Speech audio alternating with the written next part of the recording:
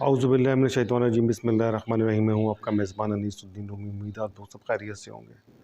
सबसे पहले तो मज़म्मत करते हैं हम कि फ़लस्तीन के अंदर मस्जिद अक़सा के ऊपर जो यहूदी फ़ौज ने, यहूदी पुलिस ने जो है चढ़ाई करी है, और वहाँ पे मौजूद लोग जो नमाज़ अदा कर रहे थे उनको किस तरह से उन्होंने जो है वहाँ से हटाया है और उनको नमाज़ भी अदा नहीं करने दी गई।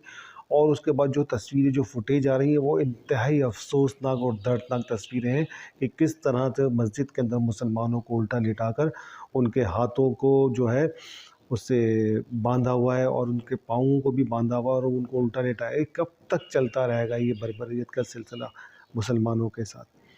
अच्छा, इस सिलसिले के अंदर जो है कौमी असम्बली के अंदर करारदाद भी पेश की गई है। अभी इस पर भी डिस्कस करते हैं हम करारदाद के हवाले से। तो और एक और करारदाद पेश की गई है असम्बली के अंदर। वज़ीर दाखिला क्या कह रहे हैं, शहबाज शरीफ साहब क्या कह रहे हैं, इन तमाम चीज़ों को हम थोड़ा सा अपनी गुफ्तगू के अंदर शामिल करेंगे। सुप्रीम कोर्ट जो है फुल कोर्ट बना दे, फ़ैसला कबूल कर लेंगे वज़ीर आज़म। कौमी सलामती कमेटी का इजलास आज तलब। अदालत उज़्मा अपने फ़ैसले पर नज़रसानी करे। 63 ए कानून को री राइट किया गया, सियासी जमातों को फ़रीक नहीं बनाया गया। हमने अपील दायर की, इसमें कोई हमने अपील दायर करी और उसका कोई अता पता नहीं है। शहबाज शरीफ साहब कह रहे हैं कोई सियासी जमात इलेक्शन से भाग नहीं सकती, कानून सबके लिए बराबर होना चाहिए। पाकिस्तान और आइंदा नस्लों की तहफ़्फ़ुज़ के लिए ज़ाती मफाद को एक तरफ रखना होगा। इन्होंने वकला से ख़िताब किया तो उस दौरान जो है इन्होंने गुफ्तगू तो खैर काफ़ी लंबी चौड़ी की है, लेकिन हम उस गुफ्तगू में से थोड़ी सी चीज़ें निकाल लेते हैं जिस पे हमें थोड़ा सा डिस्कस करने का मौका मिल जाता है। अच्छा जी, मस्जिद अक़सा के हवाले से भी इस कौमी असम्बली के अंदर करारदाद पेश की गई है और मज़म्मती करारदाद पेश की गई है, और उसी कौमी असम्बली के अंदर जो है 3 रुकनी बेंच के फ़ैसले को मुस्तरद अमल ना करने की भी करारदाद पेश की गई है कौमी असम्बली के अंदर। सियासी मामलात में बेजा अदालती मदाखलत पर गहरी तशवीश, फ़ैसलों के ख़िलाफ़ करारदाद मंजूर। अच्छा, वज़ीर आज़म का काबीना को अमल से रोक दिया, फुल कोर्ट पर नज़रसानी का मुतालबा। फरमाइशी फ़ैसले हो रहे हैं, अदलिया अपने अख्तियारात इंतज़ामिया तक फैला रही है जो कबूल नहीं हो। अच्छा, कह रहे हैं कि कबूल नहीं हो सकती बेजा मदाखलत जो है वो कोर्ट की इदारों के साथ। PTI कह रही है कि हम इज्तिमाई तौहीन अदालत के मुर्तकिब हो रहे हैं या बाइस बन रहे हैं, ऐसा कहना है PTI के तर्जुमान का, जो भी है। अच्छा, ये देखें कि आप जो है एक शख्स के सवाबदीदी इख्तियारात को नहीं मान रहे। उसने पहले ये था कि सो मोटो एक्शन था, सो मोटो एक्शन के ख़िलाफ़ आप गए, फिर जो है उसको जो है 3 रुकनी बेंच बनाया गया, 3 रुकनी बेंच बनाया गया, जो उसके भी फ़ैसले को आप नहीं मान रहे। अब आप कह रहे हैं फुल कोर्ट फ़ैसला करे, फुल कोर्ट। अच्छा देखें, होता ये है, देखें कोई भी एडमिनिस्ट्रेशन होती है उसमें जो भी लोग होते हैं, जो भी अरकान होते हैं, उनके साथ मशावरत की जाती है, मशावरत होती है, लेकिन आखिरी फ़ैसला जो होता है ना, हतमी फ़ैसला सरबराह का होता है। वो कोई भी ऑर्गेनाइजेशन हो या फिर कोई इदारा हो, कुछ भी हो, तो सबसे एंड के अंदर जो है सवाबदीदी इख्तियारात इस्तेमाल करते हुए वो सरबराह क्यों बनाया जाता है? सरबराह बनाने का मकसद ये होता है कि वो उन तमाम तर लोगों से बेहतर है, फ़ैसला करने की सलाहियत रखता है। वो किसी भी इदारे का हो, ज़रूरी नहीं है कि सुप्रीम कोर्ट का हम डिस्कस कर रहे हैं, वो किसी भी इदारे का हो सकता है, किसी भी प्राइवेट सेक्टर का होता है, या घर के अंदर ही आप ले लें ना। आप घर की मिसाल ले लें ना, घर के अंदर घर का सरबराह ही जो है, घर का बाप जो होता है वही घर का सरबराह होता है। या तो ऐसा होता है कि वो सरबराह जो होता है, घर का बाप जो होता है, या तो वो किसी की नहीं मानता, सिर्फ अपनी मनमानी करता है। अच्छा, उसके अंदर 2 सूरतें होती हैं, या तो फिर घर का जो सरबराह होता है, बाप हो या घर का बड़ा भाई हो या या माँ हो, कोई भी हो, या तो बाप हो तो वो होता है कि बात वक्त जो है वो फ़ैसले ख़ुद करता है और सब जो है ख़ामोशी से उसके अताअत करते हैं कि जी बिल्कुल, जी हुज़ूर। आखिरी फ़ैसला जो होता है अक्सरियती राय और अच्छे और बुरे की जजमेंट करते हुए फ़ैसला सरबराह ने ही करना होता है। और फिर सब अगर ये बात बोलें کہ ہم سربراہ کی جو ہے حیثیت کو تسلیم نہیں کرتے یا ہم سربراہ کے دیے ہوئے فیصلے کو نہیں مانتے تو وہ پھر غداری کے مرتکب ہوتے ہیں. فیملی میں بات کر رہا ہوں، میں ملک کے غداری کی بات نہیں کر رہا. وہ تو بات بہت بڑی چلی جائے گی، بہت بڑے معاملات چھڑ جائیں گے. وہ میں بات وہ نہیں کر رہا غداری کی، میں گھر کے اندر کہہ رہا ہوں. بغاوت جو ہے پھر وہ بغاوت کے اوپر چلی جاتی ہے گھر کے اندر. اگر گھر کے فیملی ممبران جو ہے سربراہ کی بات نہ مانیں، اس کے فیصلوں کو تسلیم نہ کریں، تو پھر وہ گھر کے اندر بغاوت جنم لے لیتی ہے. پھر سربراہ کی کوئی حیثیت نہیں ہوتی جس کو نیچرلی طور پر ایک تو قدرت نے بنایا ہوتا ہے. اور پھر ہم اداروں کی بات لیتے ہیں تو اداروں کے اندر جتنے بھی ارکان ہوتے ہیں، جتنے بھی لوگ ہوتے ہیں، وہ سپیریئر ہوتا ہے، سب سے بہتر ہوتا ہے، تو وہ پھر سربراہ ہوتا ہے. پھر اس کا عزت ہوتی ہے، اس کا احترام ہوتا ہے. چلیں جی، ایک کا نہیں مانا آپ نے، سو موٹو پہ اس میں 3 رکنی بینچ بنا دیا گیا. 3 رکنی بینچ بن گیا. 3 رکنی بینچ بننے کے بعد بھی آپ مطمئن نہیں، آپ کہہ رہے ہیں فل کورٹ جو فیصلہ کرے گی ہم اس کو تسلیم کر لیں گے، ہم الیکشن سے نہیں بھاگ رہے. اب تو بھائی الیکشن سے نہیں بھاگ رہے تو اگر انہوں نے فیصلہ دیا تو کرا دو. آپ کیوں اس کو ڈیلے کر رہے ہو؟ کیوں ان کے خلاف قرارداد پیش کر رہے ہو؟ اور کیوں آپ کورٹ کے اندر جو ہے کورٹ کے معاملات کو جو ہے اس کے اندر عدالت کے اندر اسمبلی کے اندر پیش کر کے اس کے خلاف قرارداد پیش کی جا رہی ہے؟ ڈی اسٹیبل کرنے کی فل فلیش پلاننگ ہے پاکستان کو. جو ہے مزید سفر کرانا ہے پاکستان کے ساتھ، مزید یہی معاملات رکھنا. ڈالر دیکھیں، ڈالر کی ہم بات کریں کہ ڈالر کہاں پہنچ چکا ہے. ڈالر چیمپئن ہے ڈی سے ڈالر.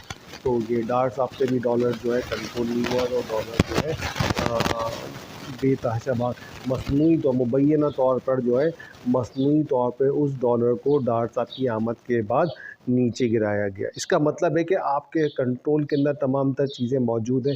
آپ جو چاہتے ہیں آپ لوگ کر سکتے ہیں، لیکن آپ کرنا نہیں چاہتے. کس وقت کا انتظار کر رہے ہیں؟ کس وقت کا انتظار کر رہے ہیں کہ پاکستان کے ساتھ کیا ہو؟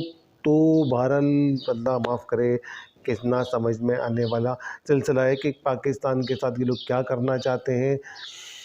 پاکستان اس اسلامی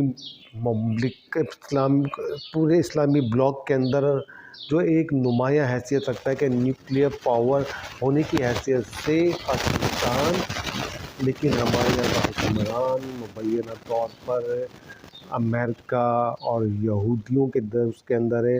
اچھا، مسجد اقصی مسلمان ہونے کے ناطے فلسطین کے اوپر مسجد اقصی جو پہلا قبلہ اول تھا، مسلمانوں کی ایک بہت مقدس جگہ ہے مسجد اقصی، اس کے اوپر یہودیوں کی چڑھائی ہوتی ہے. اور ہمارے یہاں کے جو مولوی حضرات جو اسلام کے نام پہ کروڑپتی اربپتی بن چکے ہیں مبینہ طور پر، تو ان کی خاموشی سوالیہ نشان ہے. ان کی خاموشی سوالیہ کیوں نہیں نکل رہا ہے روڈوں کے اوپر؟ کیوں احتجاج نہیں کر رہے ہو؟ تم احتجاج ہی کر سکتے ہو، تم مقرر کہہ سکتے ہو. تم تو درس دیتے تھے ڈالر لے کر نوجوانوں کو جہاد کا افغانستان کے اندر رشے خلاف، اس لیے کہ ڈالر مل رہے تھے نا اس وقت، تو مفادات تھے تو وہ جہاد فرض ہو کہتا ہے. اس وقت جہاد فرض نہیں ہے مسلمانوں کے ساتھ، جو کچھ بھی ہو رہا ہے جہاد فرض نہیں ہے. سب لوگوں نے منہ میں لالی پاپ لے کے تمام اللہ معاف کرے تقریباً مولوی حضرات نے لے کر خاموشی اختیار کی ہوئی ہے. تو ایک سوالیہ نشان امت مسلمہ کے لیے. تو وہ ان سے پوچھیں، جب آپ کو الیکشن لڑنے ہوتے ہیں، جب آپ کو اقتدار میں آنا ہوتا ہے، جب آپ کو حکومتیں گرانی ہوتی ہیں، تو آپ پورا ملک کو گرم کر دیتے ہیں، چاروں طرف سے گھیراؤ کر کے. تمام تر مولوی حضرات جو بھی ہوں، جس بھی پارٹی کے ہوں، جس بھی مکتبہ فکر کے ہوں حضرات ہوں، جو سیاست بھی کر رہے ہیں ساتھ ساتھ، تو وہ پورے ملک کو جام بھی کر دیتے ہیں. روڈوں کے اوپر دنگا مستی بھی ہوتی ہے. پھر حکومت گرانے کے سلسلے میں، حکومت لانے کے سلسلے میں، حکومت لگانے کے سلسلے میں. تو اب جب اسلام کے اوپر یہ بات آ رہی ہے تو کیوں آپ تمہاری خاموشی ہے؟ اس کا مطلب یہ ہے کہ پھر کچھ نہ کچھ دال میں کالا ہے، یا پھر پوری کی پوری دال ہی کالی ہے کہ یہودیوں کے خلاف، اسرائیلیوں کے خلاف آپ کی خاموشی جو ہے وہ ایک سوالیہ نشان بنتی چلی جا رہی ہے. اچھا جی، ایک اور کراچی والوں کے لیے خوشخبری ہے. ابھی میں نے کچھ دن پہلے ایک ویڈیو ولاگ بنایا تھا، ویڈیو اپلوڈ کری تھی، جس میں ایک مطالبہ کیا تھا کہ کراچی کے اندر ایک بہت بڑے آپریشن کی ضرورت ہے. تو لہٰذا اس کے لیے جو ہے ایک اخبار کے اندر آج میں پڑھ رہا تھا کہ اس کراچی کے اندر ایک بڑے گرینڈ آپریشن کی تیاری کا سلسلہ شروع ہو چکا ہے۔ آئی جی صاحب کی سربراہی کے اندر کوئی اجلاس بلایا گیا ہے۔ اس اجلاس کے اندر شہر کے اندر کرائمنلز کو، اسٹیٹ کرمنلز کو اور دوسرے جرائم پیشہ عناصر کے خلاف ایک کریک ڈاؤن کیا جائے گا۔ ایک بہت بڑی اچھی خوشخبری ہے کہ واقعی ایسا ہونا چاہیے، شہر کے امن کے لیے بہت ضروری ہے۔ جب آپ کو کسی سیاسی پارٹی کو کریش کرنا ہوتا ہے تو پوری ریاستی مشینری استعمال کرتے ہوئے بہت کچھ کیا جاتا ہے، لیکن شہر کے اندر جو لوگ پریشان ہیں، جو لوگ اپنی جانوں سے جا رہے ہیں، لوگ اپنے مالوں سے مال اور جان گنوا رہے ہیں، تو اس کے اوپر جب آپریشن نہیں مسلط کیا جاتا تو پھر ایک سوالیہ نشان ہے کہ کیا یہ صرف آپریشن سیاسی ورکر، سیاسی کارکنان کے لیے، کہ یہ آپریشن ان جرائم پیشہ عناصر کے لیے نہیں ہے جو جنہوں نے اس شہر کا، اس ملک کا، یہاں کے رہنے والے لوگوں کا جو ہے جینا محال کیا ہوا ہے۔ کیا وہ آپریشن ان کے لیے نہیں ہونا چاہیے تھا؟ جب سیاسی جماعتوں کے لیے تو اس سے کہیں گنا زیادہ، کہیں گنا زیادہ کڑا یا سخت جسے کہتے ہیں کہ زیادہ کریک ڈاؤن ان کے خلاف ہونا چاہیے۔ شہر سے، ملک سے جرائم کا خاتمہ کر دینا چاہیے۔ اتنا زبردست، ریاست سے بڑی کوئی چیز نہیں ہوتی، ریاست سے بڑی کوئی چیز نہیں ہے۔ کسی کے باپ کے اندر، کسی کے مائی کے لال کے اندر اتنی طاقت نہیں ہے کہ وہ ریاست سے ٹکر لے دے۔ ریاست سپیریئر ہوتی ہے، ریاست بہت بڑی چیز ہوتی ہے، ریاست چاہے تو بہت کچھ کر سکتی ہے، ریاست کے کنٹرول میں سب کچھ ہے۔